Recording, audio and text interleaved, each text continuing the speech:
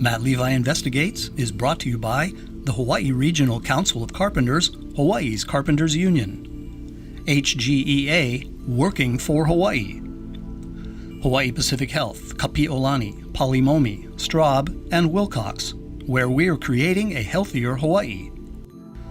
Hawaiian Electric, serving Hawaii for 125 years. And First Hawaiian Bank, it all starts with yes.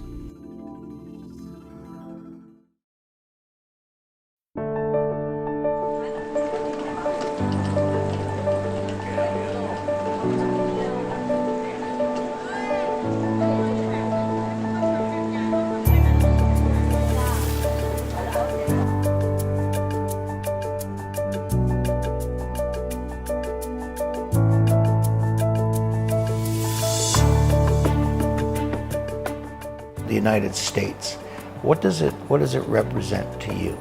Opportunities. I think America represents the freedom and the opportunities. The only way you succeed is to change your attitude toward work. And imagine that if others can do it, you can do it too. It's great. It's America. It's a freedom, land of opportunity. You can do anything and be anything. It's just up to you to do it, to pursue it. Everyone who was an immigrant left a circumstance hoping that the new one in America would be better. And we want to capitalize on that hope because hope drives change. And without the hard work and without the hope of the immigrants, our economy would not be as robust as it is today. Realistically, most people in Hawaii and most people in America are descended from immigrants within 2 or 3 generations.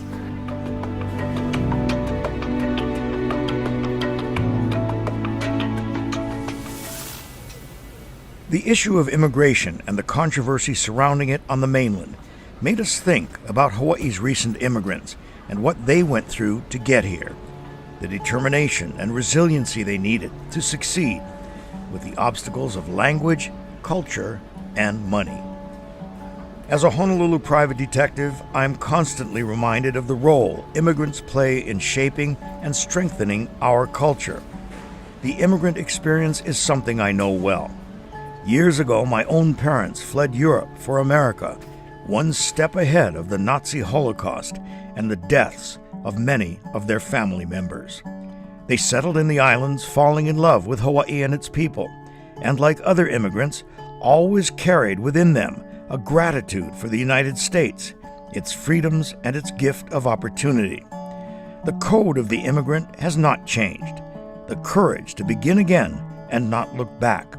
To know that if conditions in the new land are tough, you must be tougher. Tonight, we have 3 stories of immigrants and their families who started new lives with little or nothing, but through hard work and discipline are shining examples of success. The first time we were on an airplane is coming to America. Half of my families are afraid. They've never been on an airplane before. I'm afraid myself too. What is it like? We don't know what it's like. And now here I am, and I'm flying and responsible for 294 passenger plus the crew. It's amazing. Make me reflect back in life. And Hiolo's family are Thai Dam people from Laos. After much of Southeast Asia was colonized by the French, many people became French soldiers or government employees. Hia's father, a farmer, was one of them. As the North Vietnamese gained strength and territory, Hia's family and those like them became targets of the communists. Mom, Dad did explain that when the communists, if we don't leave, they come because it happened to other family. The boys, they would take them to a camp. They make you to join them to be a soldier, a communist soldier. If you don't want, they kill you. The woman, they send you to a different camp. You be their slave and they rape you. My dad, they're probably gonna execute him because he was with the French military, fought against them. Fearing for their lives, the family of 12 decided to leave their home forever and slipped away under the cover of darkness, one at a time, leaving everything behind. They rendezvoused in the jungle and began the long journey to America and safety, in the hope of joining Hia's brother. The family kept moving quietly through the countryside, jumping on sugarcane trucks and even hiding in a mass graveyard because they knew the communists, afraid of ghosts, would not look for them there. Their goal was the Mekong River, where smugglers would ferry them across to Thailand for a price. The smugglers later demanded and took all the family's money, gold, and jewelry. Because they patrol up and down the river with a flashlight. So as soon as they walk past, like far away, and you could see their flashlight. And that's when we make the run, go, jump on the canoe. What happened to the people who didn't make it out? Some would be shot at the crossing river, or depends, or they caught you at the rice field, they shoot you because they know you're escaping. Yeah, they don't want you to escape because they're bad people, they're communists. So once you make through that half of the river, you're safe, you're protected, because they can't shoot at you anymore. That was a great feeling. After more than a year in a crowded Thai refugee camp, the Low family and 1,500 other Thai Dam refugees were sponsored by the state of Iowa and brought to the U.S. They were reunited with their son in Des Moines and began farming. But not for long. Speaking no English and only able to earn money in the summers, Hia's father decided to relocate to a place where farming year-round was possible. With a cousin already living in Hawaii, the Lows packed up and moved to the islands. For several months, the family of 12 was crammed into a small apartment until they were granted public housing in Palolo Valley. When living in a housing is very unique in a way. I mean, we were poor, we don't have much, but there's different race and nationality in there. There's Laos, Vietnamese, Samoans, all different race. There's time we fight and there's time we all together. The family was able to lease land and begin farming, but that left no time for Hia to play sports or other activities. Go to school, right after school, we're straight to the farm, help out. Until night, sometime even till midnight, come back home, ready to go to school the next day, over and over, 7 days a week. Because I know I won't always want to be somebody, get a good job. That's my dream, my goal. Because when Dad brought us to the U.S., he said, I brought you guys to the freedom, land of opportunity, it's all yours. And every time he always scold us, we never go through all this for nothing. So that's always stuck in my mind. As a little kid, I always dreamed to want to be a pilot. With the help of a counselor at Kaimuki High School, Hia learned about the Explorer program at Aloha Airlines, designed to expose teenagers to different careers in the airline industry. He learned there was a non-military path to becoming a pilot and approached his family about the opportunity to take flight lessons. A family meeting was called, and together they pledged to work hard, save money, and help Hia reach his goal. For the next 7 years, juggling farm work, college classes, and flight lessons, Hia eventually earned enough hours to get hired as a pilot, first flying early morning mail runs, then sightseeing tours, and eventually inter-island passenger flights. He married Gail and started his own family. Finally, in 1999, Hia's dream was realized. He was hired by Hawaiian Airlines and earned the rank of captain. Hia Low took advantage of every opportunity afforded him. He squandered nothing and has taken nothing for granted. What is it that made you succeed, that pulled you through? I just picture the life that I would have had back home. That's what makes me strive and go hard and push myself, and I gotta do it, I gotta make it, and don't give up.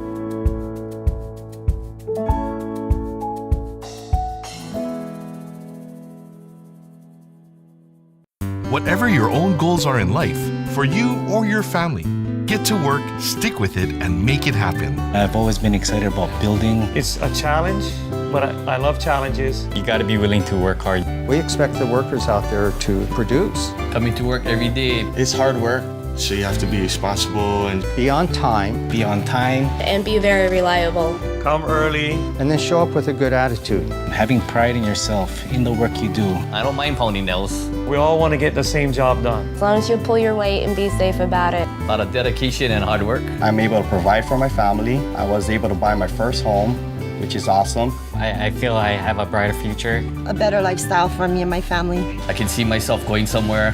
If you like what you do, I don't consider it hard work at all. Better lives and better futures. Build a better Hawaii for all of us. A message from the Hawaii Regional Council of Carpenters, Hawaii's Carpenters Union. If you enjoy having a 40-hour work week, give a union a shaka. If you value safer working conditions, family medical coverage, and paid sick leave, give a union a shaka. If you appreciate retirement benefits and better pay, let's see that shaka. Because it took 80 years of middle-class workers standing together to earn the many job benefits we all enjoy today. What can your union do for you? Why don't you ask them? A message brought to you by HGEA. When electricity first lit up our neighborhoods, Hawaiian Electric was there. In the face of difficult challenges, but when problems hit close to home, we are there. And leading the way to a 100% clean energy future, the Hawaiian Electric companies will be there. I think that's a very common story of immigrants, that when you have no choice, you have to do things quickly. You don't have the luxury of complaining, you don't have the luxury of quitting, and you don't have the luxury of relying on somebody else. So you simply tuck all those things away in your psyche and you just get the job done. That is exactly what Hia Lo did. He got the job done. Dr. David Roth is both a developmental pediatrician and psychiatrist for adults and children. When he looks at how and why an immigrant like Hia Lo succeeds, he points out that it's not about having stuff, it's about having opportunity. This is a great example of what kind of resiliency comes from your socioeconomic surroundings, your family, your friends, and your community that made it possible for him to achieve a dream. Just as Hia Lo reached his goal, so too did Lito Alcantara, although his path was more roller coaster than jet plane. Lito rose from poverty to build a successful company, twice. Today he sits at the helm of his company, Group Builders, one of Hawaii's biggest contractors, with $125 million in sales annually and 450 employees. But things weren't always so comfortable for Lito in his native Philippines. I came from a very poor family, from a farmer, with my father with no formal education and my mother same thing. So basically our livelihood is farming. I'm poor. And my slippers is red, the other one is blue, because I cannot afford to get matching slippers. So I use the reject for every other people. I'm very poor, very, very poor. His father knew that two things could help his children escape poverty: education and discipline. They don't allow us to go out and play around with other kids. Number two, very strict in schools. And that was their goal, that although how poor they are, they want us to be sure that we finish college when we grow up. So they mold us into that. Lito and his siblings did finish college. He became a civil engineer while his family began its journey, leaving the only home they knew for a life overseas. Everything changed for the young engineer when President Ferdinand Marcos declared martial law in the early 1970s. Lito saw the writing on the wall for a company that dealt primarily with the government. He knew it was his time to leave. Hawaii seemed to be the best fit for the young engineer. He accepted the move backward to square one. that you got to put in your head that if other can do it, why cannot? That's my attitude that I put in my mind. If the other ethnic group here can do it, why cannot I not do it if I try it very hard? But again, the ingredients there is hard work. Lito's first job in Hawaii, janitor at a construction company. Well, the reason why I went into the job, I know I have the capacity, I know I can do better. But my point is, if I don't put my foot in the door, I'll never come into the door. I did not expect to stay there forever. I always strive to improve myself, to go up. Night after night, alone in the office after everyone else had gone home, Lito the janitor would study architectural plans, preparing himself for his opportunity. Finally, a chief estimator position opened up. And I applied. And in fact, everybody's mocking at me, they're laughing at me because how can you estimate you're a janitor? That's the time I submitted my credential as a civil engineer. Lito would have the last laugh. He quickly rose through the ranks of the company until his mentor, Charles Cook, encouraged him to start his own company and offered him a sizable cash gift to fund the startup. Lito showed his gratitude to Cook for the hand up and brought him into the company as Chief Executive Officer, a title Cook still holds at age 103. Success has not changed Lito. I never forget where I come from. And I always convince people, don't forget where you come from. Not because you are high up, you forget, no. You got to go back to where you came from. This is the first house I ever had. And I start living here in 1979. And now you own this house. I own this house already. Were you proud when you bought it? Oh yes, I'm very proud when I bought it because at least I call it my own.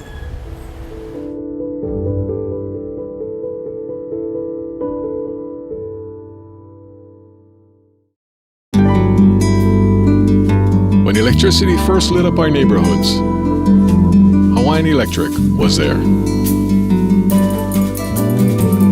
In the face of difficult challenges, or when problems hit close to home, we are there. And leading the way to a 100% clean energy future, the Hawaiian Electric companies will be there.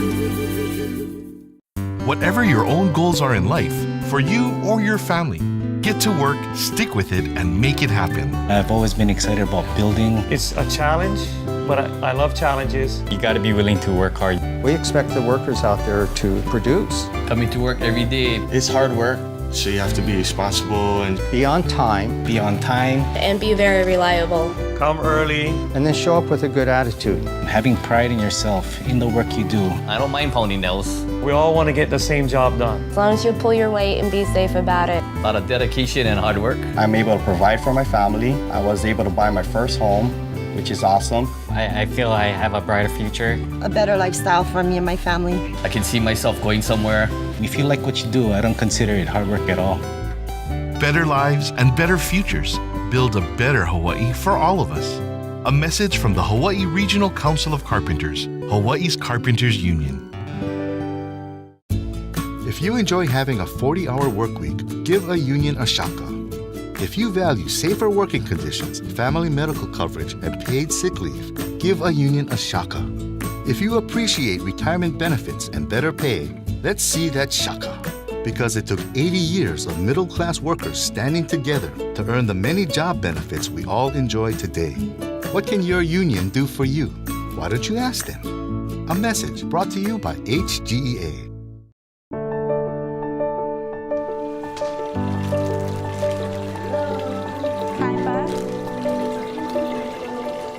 This scene of everyday life could be happening in almost any home across Hawaii.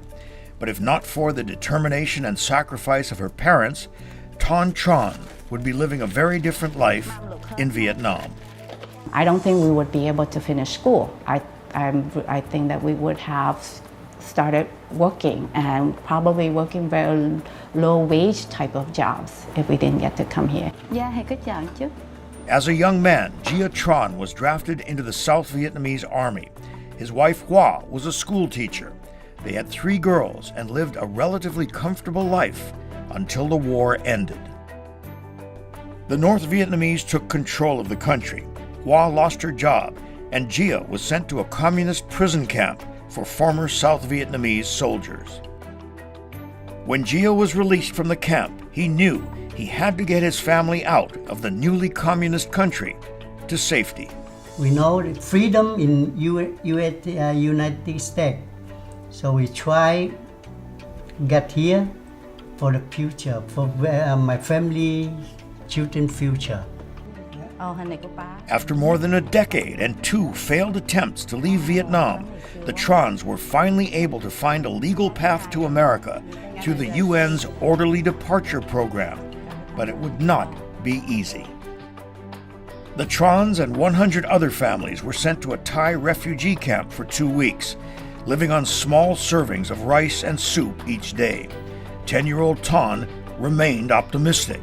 We knew if we kept our health well, and we knew that if we obey whatever they asked us to do, then we're going to get to go to the next place.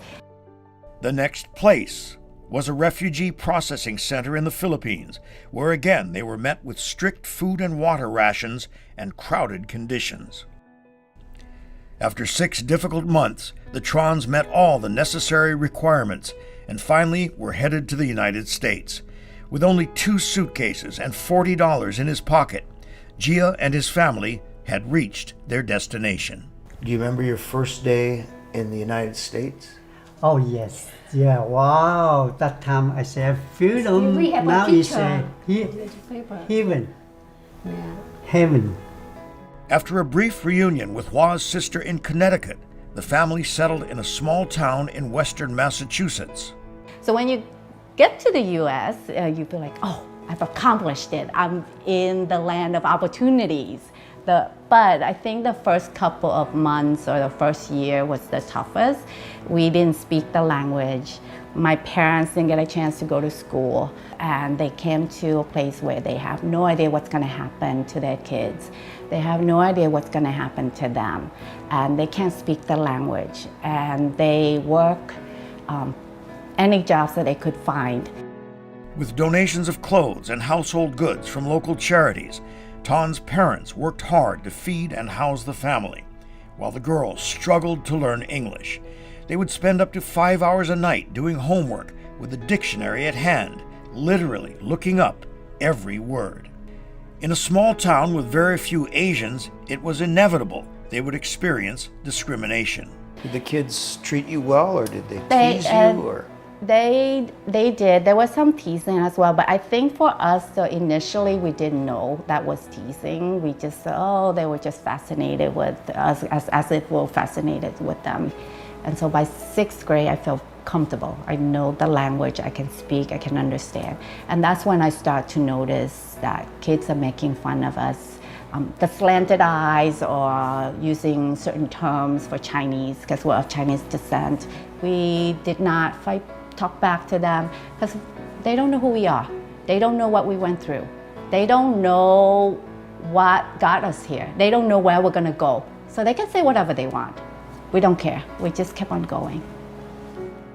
The girls excelled in school, were active in clubs and student government, participating in as many things as they could, except sports. That cost money that the family did not have. No vacations, no summer camps, no new clothes.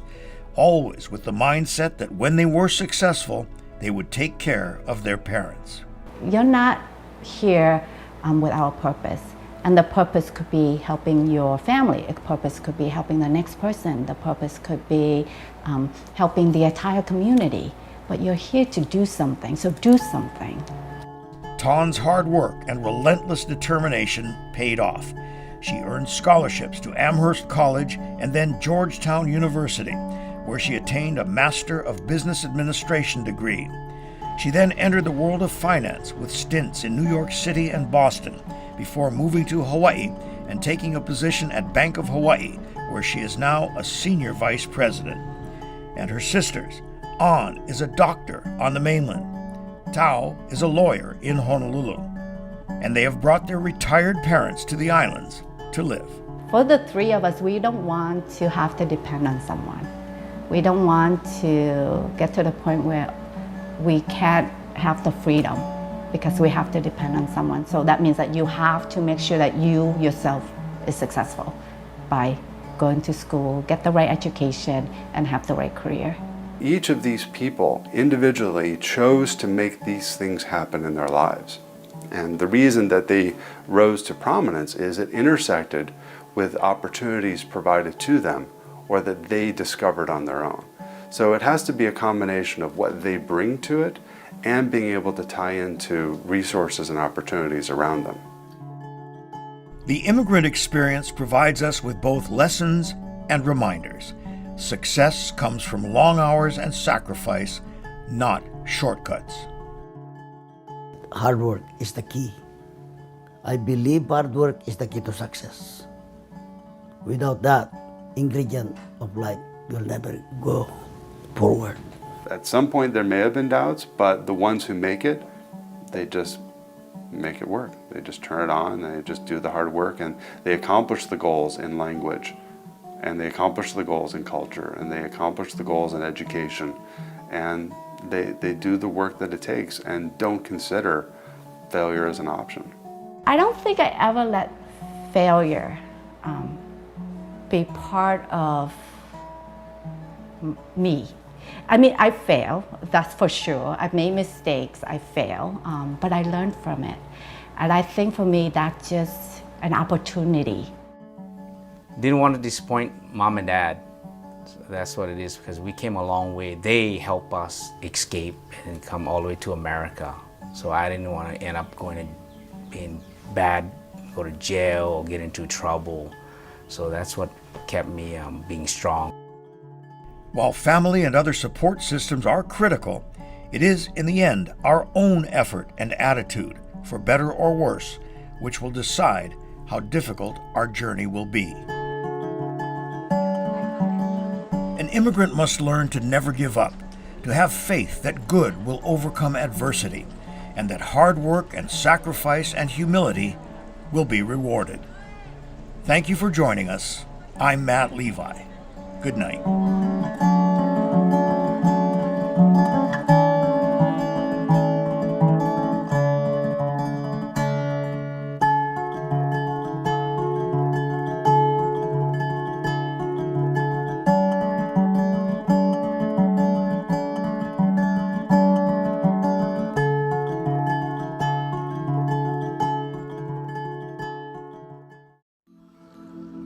Matt Levi Investigates is brought to you by the Hawaii Regional Council of Carpenters, Hawaii's Carpenters Union. HGEA, working for Hawaii. Hawaii Pacific Health, Kapi'olani, Palimomi, Straub, and Wilcox, where we're creating a healthier Hawaii. Hawaiian Electric, serving Hawaii for 125 years. And First Hawaiian Bank, it all starts with yes.